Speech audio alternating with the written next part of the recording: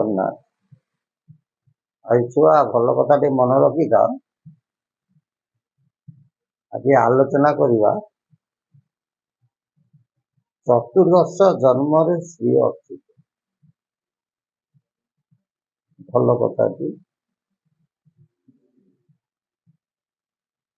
14ତମ ଜନ୍ମରେ ଅଚ୍ୟୁତ କୋଉଠି ଜନ୍ମଗ୍ରହଣ କରି ହେଲା। ସମ୍ପୂର୍ଣ୍ଣ ତ ଖୋଲିକି କହିହବନି, ତମେ ଭାବିବ। ତାଙ୍କର 12 ଜନ୍ମ ପର୍ଯ୍ୟନ୍ତ ଲେଖିଛି।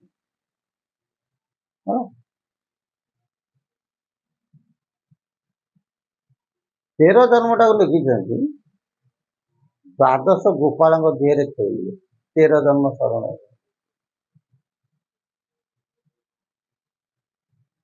ଏବଂ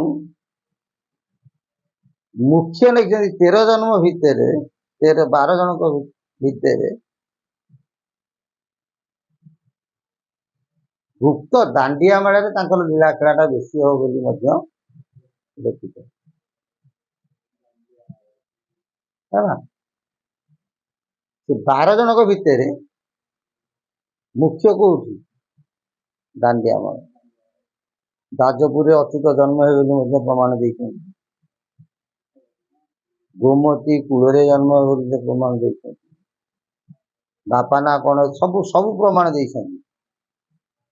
କୋଟି ପ୍ରମାଣ ଦେଇଛନ୍ତି। ମହୁରାରେ ଜନ୍ମ ହେବେ ବୋଲି ମଧ୍ୟ ପ୍ରମାଣ ଦେଇଛନ୍ତି। ବୁଝି ହଉଛି ନା? ଏମିତି ଅନେକ ଜାଗା ମହାପୁରୁଷ ପ୍ରମାଣ ଦେଇଛନ୍ତି। କାହିଁକି? କିମ୍ବା କହିଲେ ଦ୍ୱାଦଶ ଅଚ୍ୟୁତ ହୁଏ, କିନ୍ତୁ ଅଚ୍ୟୁତାନନ୍ଦ ମହାପୁରୁଷ ଲେଖିଛନ୍ତି 12 ଜଣ ଅଚ୍ୟୁତ ହେବେ। କିନ୍ତୁ ଆମର ଶିଶୁ ଅନନ୍ତ ଲେଖିଛନ୍ତି 16 ଅଚ୍ୟୁତ ହୁଏ। 12 ଠିକ, 16 ମଧ୍ୟ ଠିକ।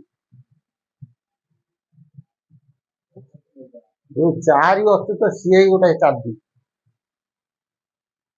ପଟ୍ଟାମରାନ ଶାସ୍ତ୍ର ଦେଖିବ ଶିଶୁ ଅନନ୍ତ ସେ ଲେଖିଛନ୍ତି 12ଙ୍କୁ କହିଛନ୍ତି 12ରେ 16 ଅଚ୍ୟୁତ ହୁଏ। କିନ୍ତୁ ଅଚ୍ୟୁତ ଲେଖିଛନ୍ତି 13 ଜନ୍ମ ଶରଣରେ 12 ଅଚ୍ୟୁତ ହୁଏ। ଶିବକଳ୍ପ ଶାସ୍ତ୍ର ନେଇଛନ୍ତି 12।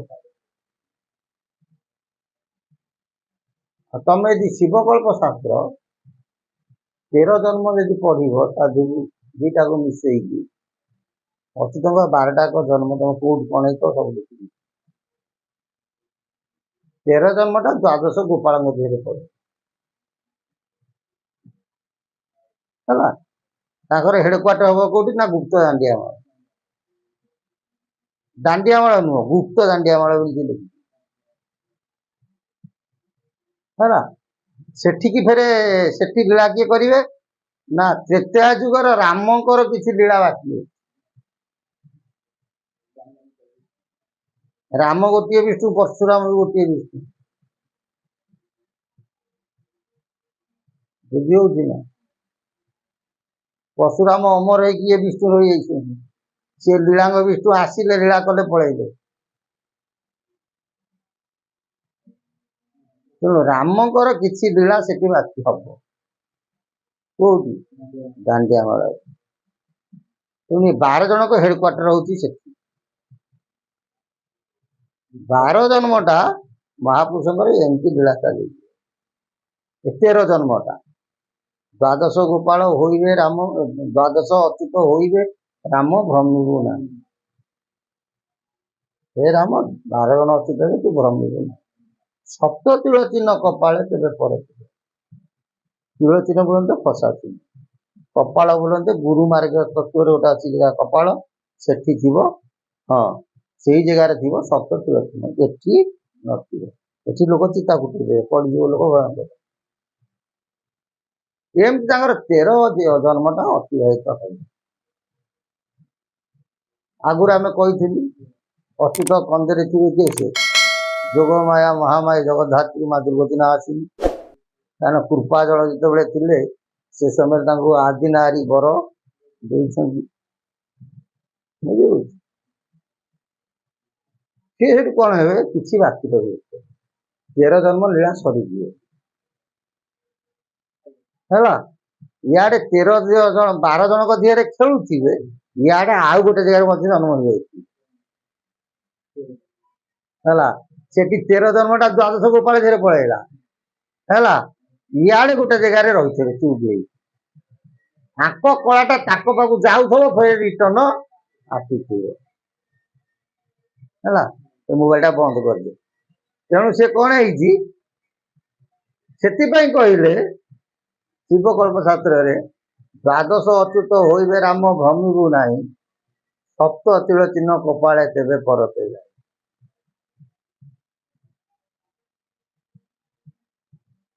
ପୁଣି ଲେଖିଛନ୍ତି 13 ଜନ୍ମ ଶରଣରେ, 13 ଯୁଗ ପରି ଲାଗେ ମୋତେ ସିନା ରାମ ଦାସ, କିଛି ଡାକିଥିବ ଚତୁର୍ଦଶ ଜନ୍ମେ ଯିବିବୁ ପ୍ରଭୁର ପାଶ। ହେ ରାମ, 13 ଜନ୍ମରେ ସେ 13ଟା ଯାକ ଜନ୍ମ ମତେ 13 ଯୁଗ ପରି ଲାଗୁଛି। ସେ 13 ଜନ୍ମରେ ମୋର ସରିବ ନାହିଁ, ପୁଣି ମତ୍ୟ ମଣ୍ଡଳକୁ ଆସି ଯେତେବେଳେ ଚତୁର୍ଦଶ ଜନ୍ମ ମୋର ହବ, ମୁଁ ସେଦିନ ପ୍ରଭୁଙ୍କ ସେଇ ସମୟରେ ପ୍ରଭୁଙ୍କ ପାଖକୁ ପଳେଇବି। କୋଉଠିକି ନା ବୈକୁଣ୍ଠ। ହେଲା, କେଉଁ ଦିନ ହରି ନେବେ ନିଜ ପୁରୀ, ଏ ଦେହକୁ ବର ଯିବି ଶେଷୁଳ ମାଧବେ ବିହାର କରିବି, ଦିନ ଗଲା ଭାବି।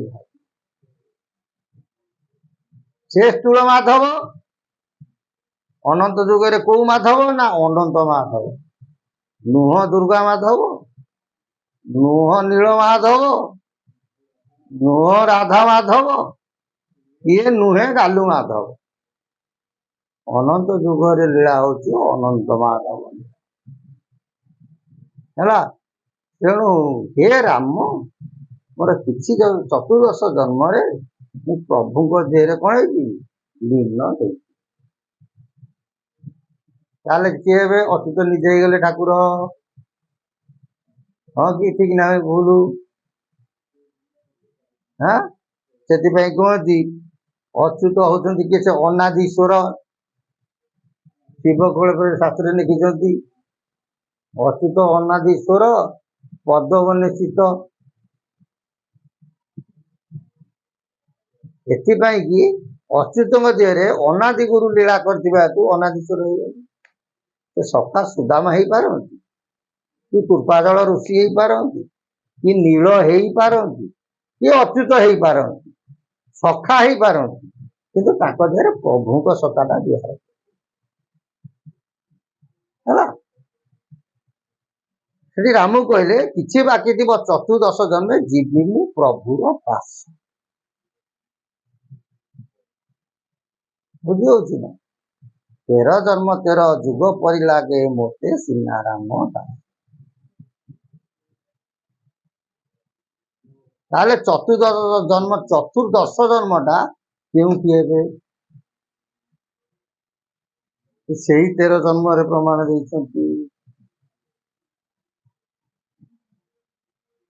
ଅଣାକ୍ଷର ଘରେ ଲାଗିବ ଚହଳ, ଖଣ୍ଡଗିରି ଅନ୍ତରାଳେ, କ୍ଷତ୍ରିୟ କୂଳରେ ଜନ୍ମ ହୋଇବୁ, ଆମ୍ବେ ବିଷ୍ଣୁଙ୍କୁ ଦେଖିବୁ ଡୋଳେ। କି ସୁନ୍ଦର କଥା।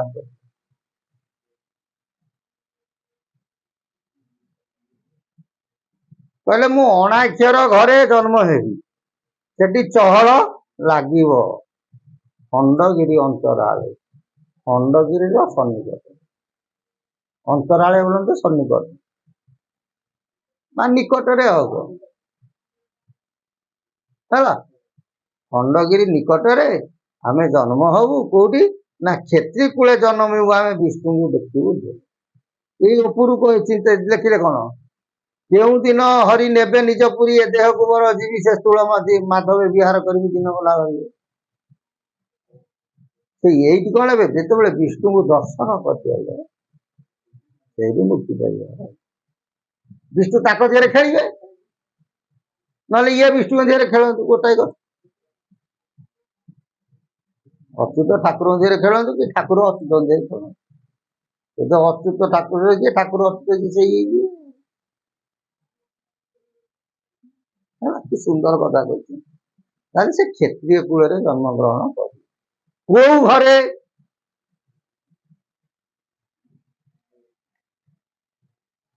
से 13 जन्म शरण मध्य लिखित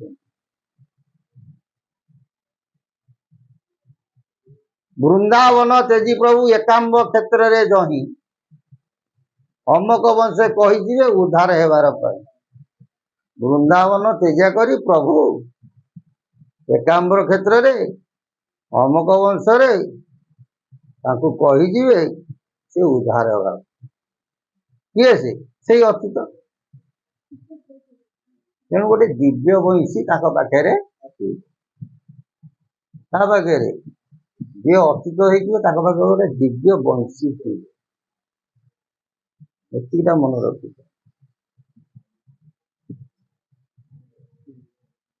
से वंशी से कौट पाइदे ना वृंदावन तेजी प्रभु एकाम्र क्षेत्र जाए वृंदावन को त्याग करके से अणाक्षर से आविर्भूत होइए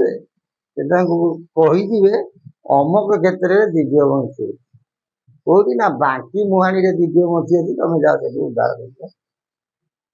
है से बांकी मुहाणी की जीवे सेठू कौन करे से वंशी से आनी सी रखी एटी कौन कहले यही कथा अतीत कहले पुणी कौन कहले से कौट जन्म क्षीर नदी कहले क्षीर नदी दक्षिण रे लिंग नामे देश खंजी ढाता पश्चिम निगम है क्षीर नदी अनेक मेघी नदी 10 स्थान कलिकत क्षीर नदी दक्षिण से विरजा मंडल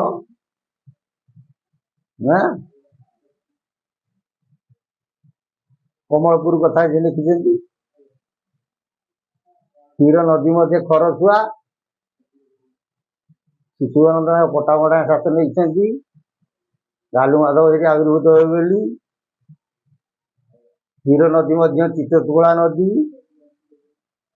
क्षीर नदी मध्य गोबरी नदी क्षीर गोबरी हूँ क्षीर सिंधु अर्जित दास लिखिले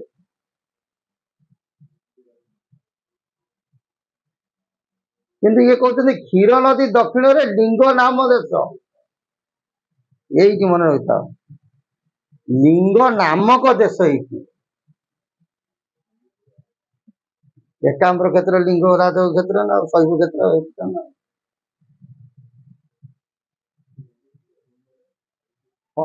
हरिहर क्षेत्र कथा कहूनी लिंग नामक देश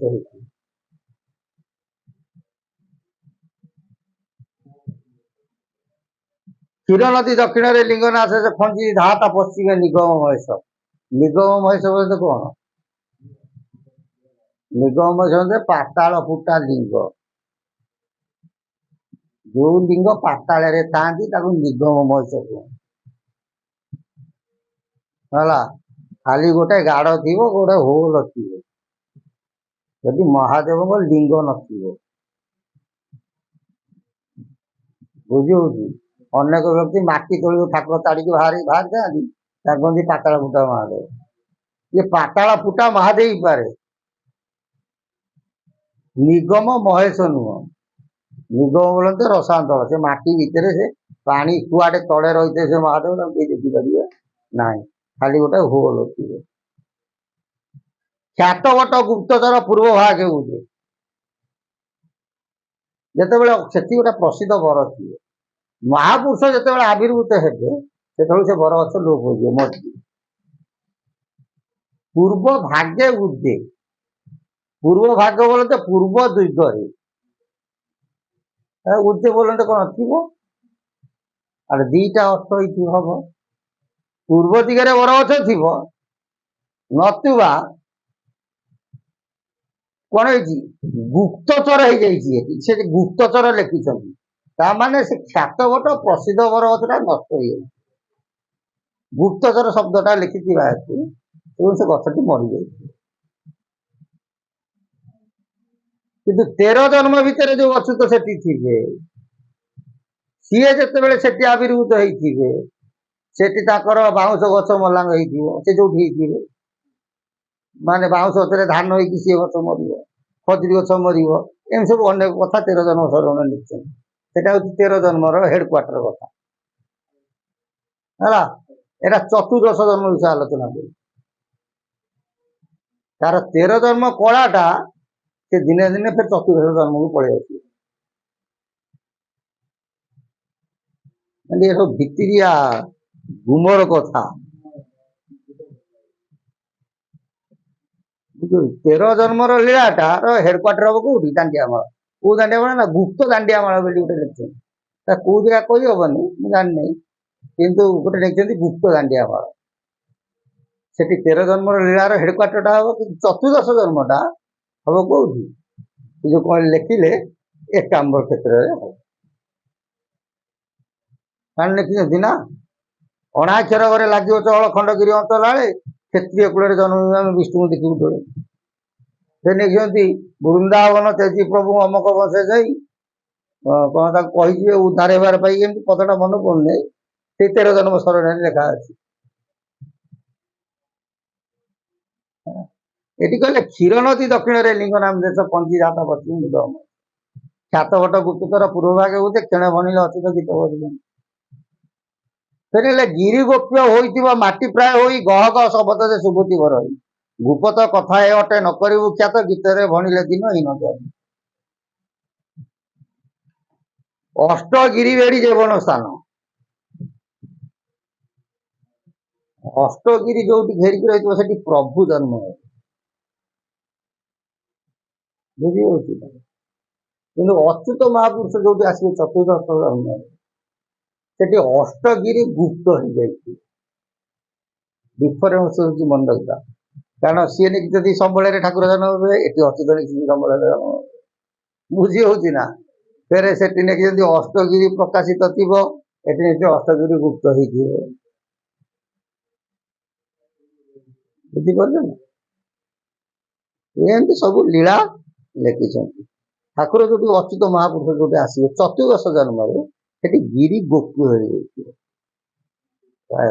ଗହ ଗହ ଶବଦରେ ଶୁଭୁଥିବ। ସେ ପାହାଡ ମାଟି ଭିତରେ ରହିଲେ ମଧ୍ୟ ସିଏ ତା କାମ ସିଏ କରୁଥିବ। ସୁନା ମାଟି ଭିତରେ ବୁଡିକି ରହିଲେ ସେ ଖୋଲା ଯୋଉ ସୁନାକୁ ଶୋଇଥିବ,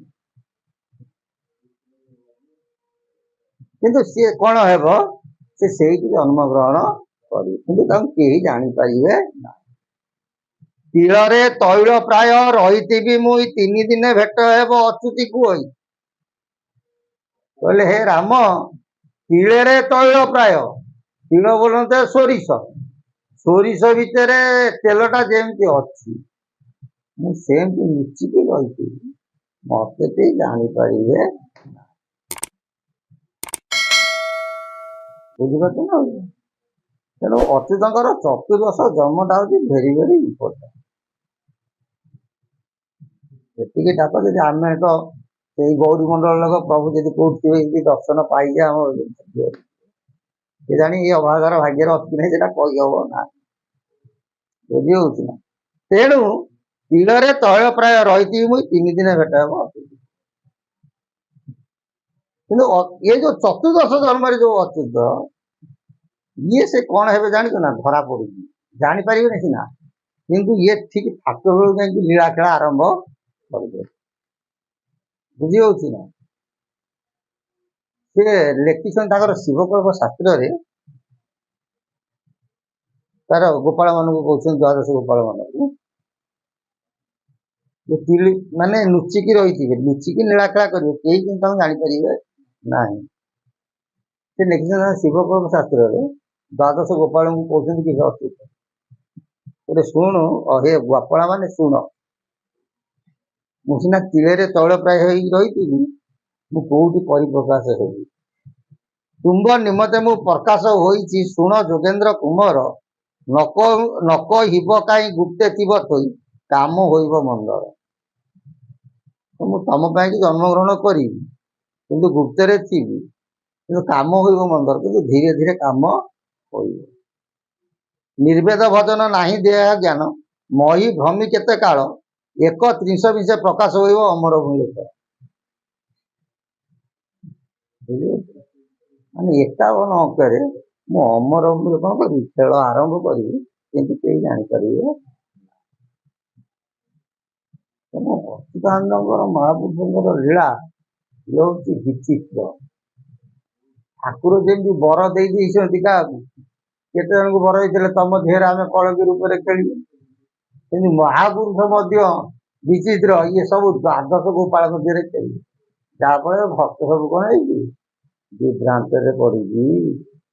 ଯିଏ ପ୍ରକୃତରେ ଭକ୍ତ ହେଇଥିବ ସେ ସମସ୍ତଙ୍କୁ ସମକକ୍ଷରେ ଦେଖିବ, ତା ମହାପୁରୁଷ ସମସ୍ତେ ହେଉଛନ୍ତି। ଯିଏ ପ୍ରକୃତ ଭକ୍ତ ନ ହେଇଥିବ ସେ କହିବ ଆଉ ଆମ ଗୁରୁ, ଆମ ଠାକୁର ଗୁରୁ ହଉଛନ୍ତି ଅଚ୍ୟୁତ, ଆମ ଗୁରୁ ଅଚ୍ୟୁତ, ଆମ ଗୁରୁ ଅଚ୍ୟୁତ। ଆରେ ଏକ ଦେବା ଏକ ସେବା, ସେ ତ ଅଚ୍ୟୁତ ନାଁଟାକୁ ନଉଛନ୍ତି। ଆମ ଭିତରେ ବାଡିଆ ପିଟା ହବାର କଣ ଅଛି? ପୁରୀ ଦେଉଳକୁ 4ଟା ଦ୍ୱାର, ଯିଏ ଯୋଉ ବାଟ ଗଲେ ସେଇ ଜଗନ୍ନାଥଙ୍କୁ ଭେଟ, ଆଉ କାହାକୁ ଭେଟ? ତେଣୁ ଆମ ଭିତରେ ଝଗଡା କରିବା କଥା ତ ବୁଝୁନାହାନ୍ତି, ହଉଛନ୍ତି। ଛାଡ଼, ଯିଏ ଯାହା କରିବ ସେ ତା ପାଇବ। ଜୟ ଜଗନ୍ନାଥ। ସେଇ ପ୍ରଭୁ ଅଚ୍ୟୁତଙ୍କର ସଦିଚ୍ଛା ପୂର୍ଣ୍ଣ ହଉ। ଅଚ୍ୟୁତ ଗୋଲକନାଥ ସାକ୍ଷାତ ବିଷ୍ଣୁ ସ୍ୱରୂପ। ଜୟ ଜଗନ୍ନାଥ, ଜୟ ଜଗନ୍ନାଥ, ଜୟ ଶ୍ରୀ ଜଗନ୍ନାଥ।